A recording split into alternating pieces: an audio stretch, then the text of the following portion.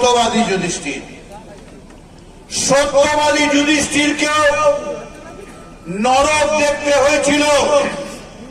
তার কারণ একটাই, তিনি বলেছিলেন অশ্বত্থামা হত ইতি গজ, অর্থাৎ একটু মিথ্যে।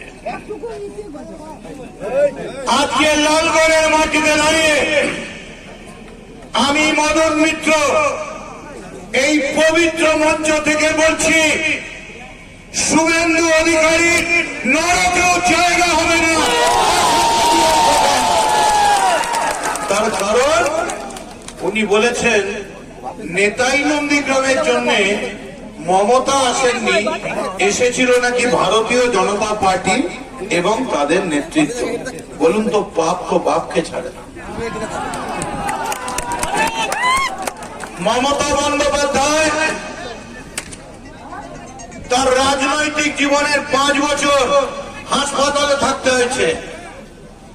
বাড়িতে 6টা ভাই, 20 জনের সংসার। একটা অভিষেক বন্দ্যোপাধ্যায় এমপি হয়েছে নির্বাচনে জিতে। কি বললেন শুভেন্দু বাবু? আজকে সকালে নাকি এসেছিলেন, আমি পার্থ চট্টোপাধ্যায়ের কাছে অনুমতি চাইছি, এর পরের মিটিং এর দায়িত্ব আমায় দিন। যদি মায়ের দুধ খেয়ে থাকে আমরা 2টো মিছিল বের করবো, একটা এদিক থেকে আর একটা লোদাশুলি থেকে। যদি পাপের বেটা হয় যেন মোকাবিলা করে না। কমপক্ষে নোবেল দিয়ে শুভেন্দুকে সবার আগে দেওয়া, কারণ যে কাজও করেছে এটা নোবেলের থেকে কম প্রাইজ ওর পাওয়া উচিত। বাড়ি থেকে আমি মদন মিত্র 23 মার্চ কাস্টাডিতে ছিলাম। একবার বাই ইলেকশন, মমতার আশীর্বাদ, পার্থ চ্যাটার্জিদের মদত, আরেকবার মন্ত্রী। ভালো করে কান খুলে শুনে রাখুন, আমি যখন রাজ্যের জেনারেল সেক্রেটারি, শুভেন্দু তখন কাঁথি টাউনের প্রেসিডেন্ট। আমি যখন রাজ্যের প্রেসিডেন্ট, ও তখন জেলার প্রেসিডেন্ট। আমি যখন অল ইন্ডিয়ার প্রেসিডেন্ট, তখন ও রাজ্যের প্রেসিডেন্ট। আমার সঙ্গে টক্কর নিতে আসবেন না। কি পেয়েছেন? বলে কিছুই তো পাইনি। নির্বাচিত ছাড়া আমরা ঘেন্না করি, আমরা কোনো মনোনীত নিই না।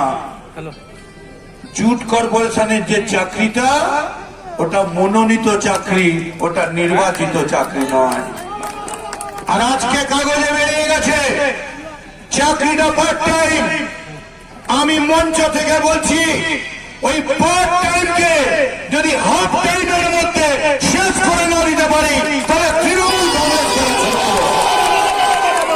আপনারা একসঙ্গে থাকুন, কাঁধে কাঁধ মিলিয়ে থাকুন। কি দিয়েছেন মমতা? নড়ো না, নড়ো না, নড়ো না। কি যোগ্যতা? তাড়াতাড়ি করো, তাড়াতাড়ি পালাতে হবে। কেউ জানেন? এই যে এত শুভেন্দু শুভেন্দু শোনেন, জীবনের প্রথম একটা কিরণময় নন্দ 30,000 ভোটে হারিয়ে দিয়েছে। তারপর লক্ষণ শেঠ, আবার লক্ষাধিক। তুমি কে? আমার নাম শুভেন্দু অধিকারী। কি হয়েছে? Member of parliament. আর কি হয়েছে? এমএলএ। আর কি হয়েছে? মন্ত্রী। ভাই এমপি, তারপরে ভাই চেয়ারম্যান, বাবা এমপি। আর কি নেবে মমতা বন্দ্যোপাধ্যায়? আমি আপনাদের সামনে খোলাখুলি একটা কথা বলার জন্য এসেছি, অন্য কোনো বক্তব্য নয়। ঝাড়গ্রামের মাটিতে 4টে সিট, তাই তো? 4টে সিটের 4টেই তুলে নেব। আজ এই শপথ করে গেলাম। আমরা আছি। আর তার জন্য শুনে নিন শুভেন্দু বাবু, একটু নতুন জানেন, হিন্দু মুসলমান হলে আগে 5 ওয়াক্ত, এখন 10 ওয়াক্ত পড়ে। আর এখন মুসলমানরা গরু কম খেলে, হিন্দু বেশি গরু খাচ্ছে। আপনি নতুন এখন মুখ দিয়েছেন তো ঠোকরাতে শিখেছেন। শুনে রেখে দিন, একটা গানের লাইন বলি। আমি আপনাদের কাছে শুধু ওর ওঠা প্রশ্নের কয়েকটি উত্তর দিতে চাই। উনি যখন এই দলের পতাকা ধরে এগোচ্ছিলেন তখন জঙ্গলমহলের কি অবস্থা ছিল? চারিদিকে রক্তাক্ত আদিবাসীরা, তাদের পেটে ভাত ছিল না, পরনের কাপড় ছিল না, হাতে কাজ ছিল না, অনুন্নত রাস্তাঘাট, জল সরবরাহ অনুন্নত। আজকে উনি 10 বছরে কিছু দেখতে পাননি। মদনকে বলবো, মদন তুই একটা কোনো হাসপাতালে ছানি কাটার ব্যবস্থা কর। ও এখন দেখতে পাচ্ছে না, ওর ছানি কাটানোর ব্যবস্থা করুন, তারও সব দেখতে পাবে। এখনো কিছু দেখতে পাচ্ছে না। আদিবাসীদের জন্য, জঙ্গলমহলের জন্য যে সুদীর্ঘ দিনের লড়াই মমতা বন্দ্যোপাধ্যায় করেছে, জমি রক্ষার যে আন্দোলন, কৃষকের পাশে দাঁড়িয়ে লড়াই করে তাদের জমি রক্ষা করেছেন, 26 দিনের অনশন করেছেন, 15 দিনের ধর্ণা দিয়েছেন, তিনি তো এখনো বললেন না, তিনি তো সে কথা জানালেন না। আপনি বদল করুন, কিন্তু এরকম বিকৃত তথ্য তুলে ধরবার চেষ্টা করছেন কেন? আরতি মণ্ডলের মরদেহ নিয়ে কলকাতা থেকে যখন এসছিলাম, সারা রাত ধরে ওই নদীর পাড়ে তার শেষকৃত্য সম্পন্ন হয়েছিল হেরিকেনের লাইট, হেরিকেন জ্বালিয়ে। উনি ভুলে গেলেন? মমতা বন্দ্যোপাধ্যায় রেয়াপাড়ায় তাকে আটকানো হলো, সিপিএম এর হারমাদ বাহিনী তাকে কুৎসিত ভাষা দিল, তিনি ভুলে গেলেন? ইতিহাসকে বলছেন কেন? যেমন বিজেপি ইতিহাসকে নতুন ভাবে ভারতবর্ষের সংস্কৃতিকে তছনছ করে দিতে চাচ্ছে, রবীন্দ্রনাথকে ভুলিয়ে দিতে চাচ্ছে, বাংলাকে, তার সংস্কৃতিকে, তার গরিমাকে, তার ঐতিহ্যকে নষ্ট করে দিতে যাচ্ছে। আপনিও সেই পথে হাঁটছেন। বীরেন্দ্র শাসমলের নাম করেন, সতীশ সামন্তের নাম করেন, বিদ্যাসাগরের নাম করেন, এরা তো কেঁপে উঠছে ভয়। বলছে কে বাবা আমাদের নাম করছে আর আমাদের বিরুদ্ধাচারণ করছে। বাড়িতে তার খুঁড়ি, তার ঘিলু আমরা দেখেছিলাম। সরস্বতী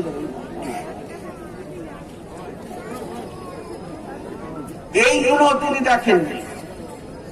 আচ্ছা বলুন তো, নন্দীগ্রামে তো এত আন্দোলন হলো, ওনার গাড়িতে তো কোনোদিন গুলি লাগেনি, গুলি কেন আমাদের গাড়িতে লাগলো? ওনাকে তো কোনোদিন কেউ তাড়া করলো না। যারা লড়লো, মরলো, মমতা বন্দ্যোপাধ্যায়কে সামনে রেখে, সেই ইতিহাসকে তিনি বদল করবেন কিভাবে? নেতায়ের ইতিহাসকে তিনি বদল করবেন কিভাবে? তিনি যেটুকু করেছেন সে তো মামাটি মানুষ সরকারের প্রতিনিধি হিসাবে করেছেন, তৃণমূল কংগ্রেসের প্রতিনিধি হিসাবে করেছেন। ওনার বলা উচিত ছিল অধিকারের পরিবারের প্রতিনিধি হিসাবে উনি কাজ করেছেন, তা তো নয়। আপনি যান, যেখানে ইচ্ছে যান, যেতে পারেন, গণতন্ত্র আপনাকে অধিকার দিয়েছে। এটা তো কোনো ফুটবল ক্লাব নয়, ক্রিকেট ক্লাব নয়, সই করলাম চলে গেলাম, সই করলাম ফিরে এলাম, একটা কিছুর বিনিময় পদ চাই না, জুট কর্পোরেশন চেয়ারম্যান হয়ে বসে থাকবেন। তো বলতে পারতেন তো আমি তো পদ চাই না, এই মাটিতে বসে থাকতাম। স্কুল কলেজ তৈরি হওয়া, বিশ্ববিদ্যালয় তৈরি হওয়া, মেডিকেল কলেজ তৈরি হওয়া, সবটাই আছে উন্নতির দিকে। তা উনি কিছু দেখতে পেলেন না? দল বদল করলে কি চোখটার অবস্থা এরকম খারাপ হয়? বদলু যারা হয় তারা আবার বদলটা চাইবে কি করে? বিশ্বাসযোগ্যতা রাজনীতিতে নয়, আনুগত্য বিশ্বাসযোগ্যতা শুধু রাজনীতি নয়, সর্বত্র এর একটা মূল্য আছে। উনি বললেন নেতায় নাকি উনি সবকিছু করেছেন। তাহলে কলকাতা থেকে মরদেহ নিয়ে আমাদের আসতে হলো কেন? কেন ঘটনা ঘটার পর সময় আমরা দৌড়ে এলাম? সেদিন আমার সঙ্গে অরূপ বিশ্বাস হয়েছিল।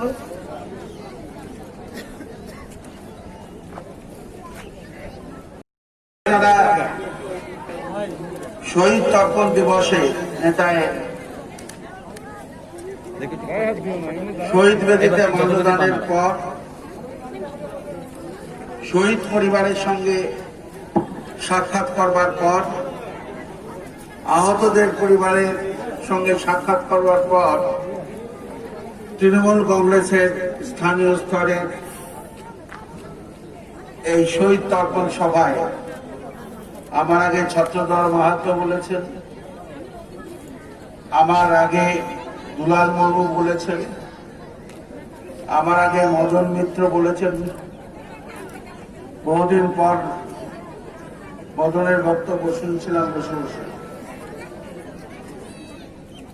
সোমেন মহাপাত্র বলেছেন, মঞ্চে আছেন অজিত মাহাতো, অজিত মাইতি, বীরবা সোরেন, ছত্রধর, তৃণমূল ছাত্র নেতা নানটি আমাদের এমএলএ,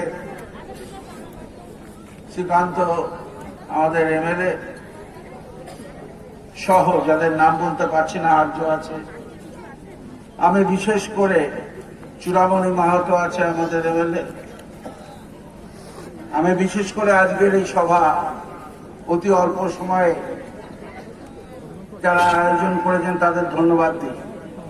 শ্যামল মাহাতো, অজিত মাহাতো, নিশীত মাহাতো, বুবাই মাহাতো, নরেন মাহাতো, অনুপ সাহস রায়, ধনঞ্জয় রায়, এরা অক্লান্ত পরিশ্রম করেছে। আমি সভাটাকে শুধুমাত্র শুভেন্দু কেন্দ্রিক করতে চাই না। এইরকম বিনা পয়সায়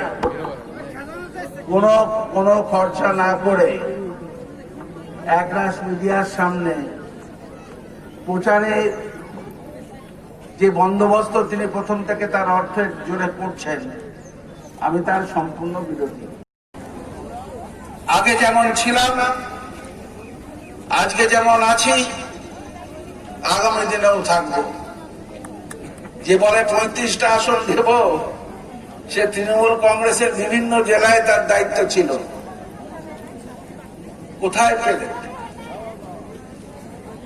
তিনি যখন পূর্ব মেদিনীপুরেই ছিলেন, 2019-এ তো তিনি ছিলেন, সবকটা আসনে জয়লাভ করতে পেরেছিলেন। আসল কথা অহংকার, দম্ভ। আমি একা থাকবো, অন্যেরা থাকবে না, চাকর বাকর হবে, সেই রাজনীতি করবার জায়গাটা তৃণমূল কংগ্রেসের নেই। আমি আপনাদের আশ্বস্ত করতে চাই, ও তো 4টে আসন চেয়েছে, ও গোল্লা পাবে। ও যাদেরকে বলছে তাদেরকে গোল্লা দেবে। যেরকম ভাবে যোগাযোগ ছিল 14তে অন্য দলের সঙ্গে, সেরকম ভাবে যোগাযোগ রাখছে অন্যদেরও সঙ্গে। মুখে শুধু মানিতম জগৎ। আমি আপনাদের সুদীর্ঘক্ষণ ধরে আপনারা এখানে বসে আছেন, বিরক্তি উৎপাদন করব না, তাকে এগিয়ে নিয়ে যেতে হবে। আমি সমস্ত সমাজকে, সমস্ত আদিবাসী সমাজকে তাদেরকে অনুরোধ করব ঐক্যবদ্ধভাবে এই অশুভ শক্তির বিরুদ্ধে আপনাদের লড়াই করবার। এই কথা জানিয়ে আমরা আবার আসছি। ও হাত গোনো আর ফেসবুকে যতই ফেস করো, মমতা বন্দ্যোপাধ্যায় তৃতীয়বারের জন্য মুখ্যমন্ত্রী হবে। কোন শক্তি নেই যারা জনশক্তিকে হারাবে। সামনে আছেন মমতা, সঙ্গে আছেন জনতা, রেখে দেবে মানুষের ক্ষমতা। হ্যাঁ, একদম সবাই একসঙ্গে থাকবেন। এই কথা বলে সবাইকে নতুন বছরের অগ্রিম শুভেচ্ছা জানানোর কথা ছিল, আমরা সেদিন আসতে পারিনি। আজকে এসছি আপনাদের শুভেচ্ছা, অভিনন্দন, দীর্ঘ জীবন, শান্তি, সম্প্রীতি, সৌহার্দ্য, উন্নয়ন, প্রগতির কথা বলে বক্তব্য শেষ করলাম। জয় হিন্দ, জয় বাংলা। মমতা বন্দ্যোপাধ্যায় বলেছেন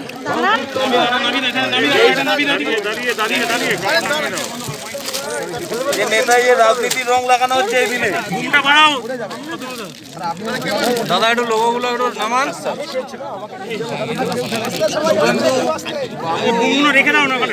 আরে বুমগুলো রেখে দিন না। আমাদের একজনের সহকর্মী, তিনি কি বলছেন আমি জানি না। তিনি কি কমিশনের সদস্য? এই TV9 বুমটা রাখো তো। তুমি আসলে রাজনীতির রং নেই, আমরা আসলে রাজনীতির রং।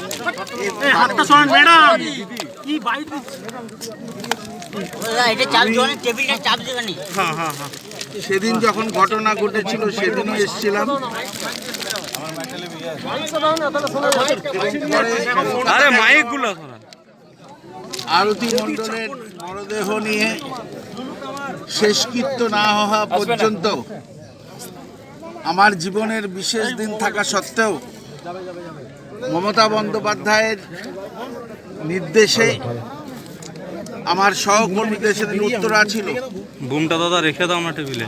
সবাই মিলে আমরা এখানে বসে তার শেষকৃত্য সম্পন্ন করে ভোরবেলায় বাড়ি ফিরেছিলাম।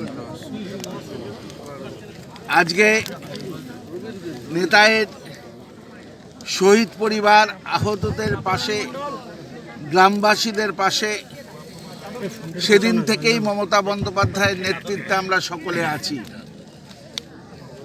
তাদের মধ্যে তিনি হয়তো ছিলেন, এখন তিনি অন্যত্র গেছেন, কিন্তু ইতিহাস নিয়ে তো যেতে পারবে না। ব্যক্তি যায়, ইতিহাস তৈরি করে সংগঠন, ইতিহাস তৈরি করে বাংলার মানুষ। সেই ইতিহাসের কর্ণধার সংগ্রামী চরিত্রের নাম মমতা বন্দ্যোপাধ্যায়। সুতরাং তিনি নিজে উদ্যোগী হয়ে নিহত পরিবারদের পাশে, শহীদ পরিবারদের পাশে, নেতায়ের গ্রামদের পাশে এসে দাঁড়িয়েছেন। আমাদের দুর্ভাগ্য, যাকে দায়িত্ব দেওয়া হয়েছিল তিনি তাদের সেবার নাম করে ব্যক্তি সেবায় সন্তুষ্ট আছেন। আমরা কোনো ব্যক্তি সেবায় নেই, আমরা মানুষের আর্তের সেবায় মমতা বন্দ্যোপাধ্যায়কে সামনে রেখেই এই শহীদ স্মৃতি সংঘের এই হেডমাস্টার মশাই আমার সঙ্গেই আছেন, দ্বারিকা বাবু, অজিত মাহাতো, উত্তরার কে নেই এখানে। আমরা যারা সেদিনকে গণহত্যার বিরুদ্ধে সরব হয়েছিলাম, আজও আমরা সরব। পাশে মদনও এসেছে, আমাদের জেলা পরিষদের সকলে এসেছে। এখানে কোনো রাজনীতি নেই, এখানে গণহত্যা। একটু সরাই। সেদিনকেও মমতা বন্দ্যোপাধ্যায় সরব ছিলেন, গ্রামবাসীদের পাশে ছিলেন, শহীদ পরিবারদের পাশে ছিলেন।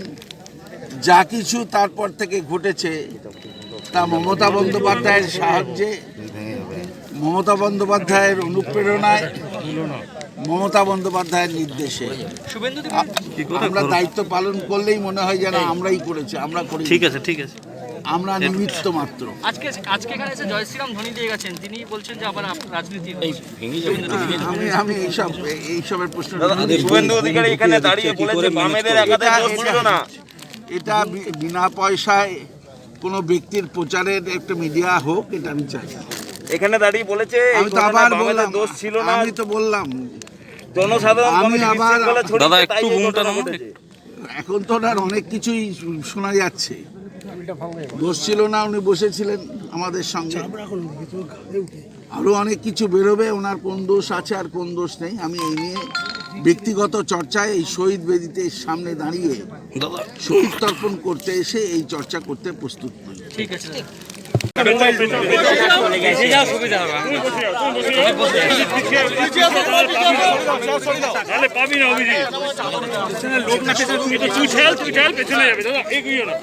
সবাই পাবে।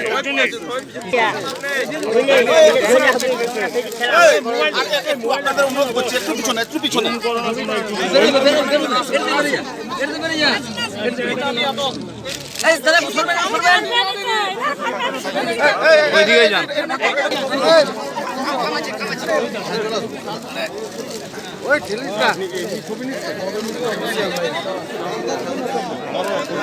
মোবাইল ছাড়া তো,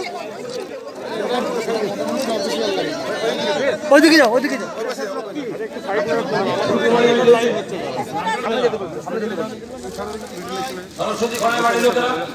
দেখছেন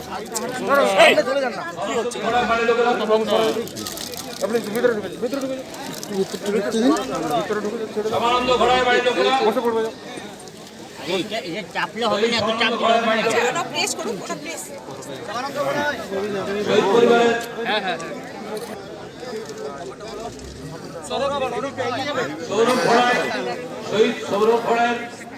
শহীদ পরিবারের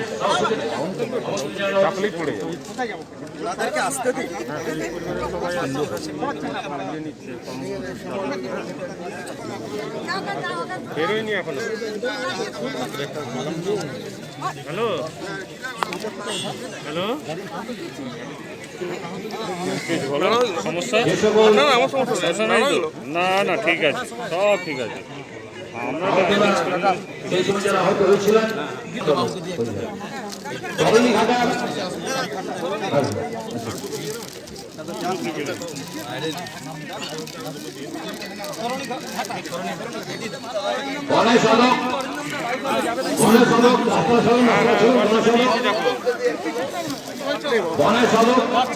তৃণমূলের ব্লক সভাপতি যাবে না আপনারা বাইরে।